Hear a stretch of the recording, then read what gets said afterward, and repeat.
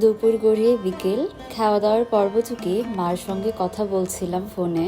মাকে বলছিলাম ঈশানকে দেখতে যেতে ভীষণ মন চাচ্ছে, কিন্তু পরদিন আবার ক্লাস। আমি কি করব কিছুই বুঝছিলাম না। মা বলল যা ঘুরে আয়।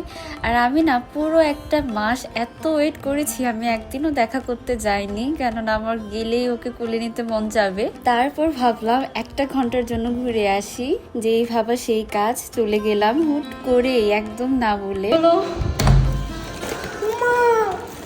আমার যেতে যেতে সন্ধে নেমে গিয়েছিল। আমি পুরো দৌড়াচ্ছিলাম যেন আমি একটু বেশি সময় থাকতে পারি।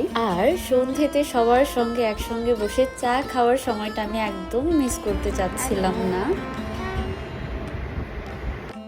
আর এই হচ্ছে আমার মিষ্টু পাখি।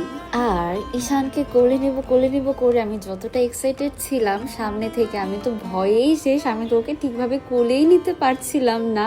আমার এত ভয় লাগছিল, কিভাবে ধরবো, কিভাবে কোলে নেব, ওইসব নিয়েই তো আমি একদম হযবরল।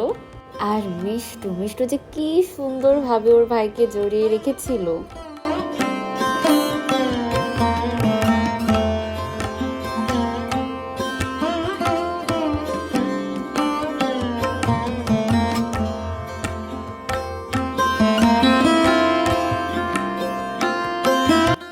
এসেছিলাম 1 ঘন্টার জন্য, এখন বসে রাতের খাবার খাচ্ছি।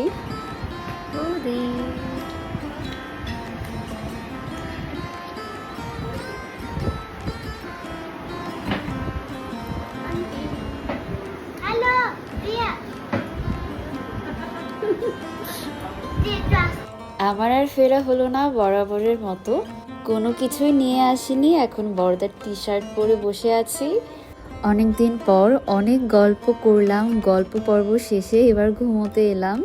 এদিকে হচ্ছে বড় মামির দিনের শেষ সিরিয়াল চলছে। গুড নাইট সবাইকে। ঘড়িতে তখন 6টা 20। বরাবরের মতো এই ভোরবেলা ঠান্ডা শীতল হাওয়া আর পাখির ডাক, এই ব্যাপারগুলো যে আমার কি ভালো লাগে। মিনিট 5-এর মতো এখানে দাঁড়িয়ে পাখির কিচির মিচির শুনছিলাম। হাতে একদম সময় নেই, অনেক তাড়াহুড়ো, কিছু পরেই ক্লাস। না হলে এখানে বসেই আমি 1 ঘন্টা পার করে দিতাম। বড়দা আমাকে ছাড়তে যাচ্ছে। এবার হাওয়াতে উড়তে উড়তে বাসায় ফেরার পালা। আমার বাসা এখান থেকে খুব একটা দূরে না।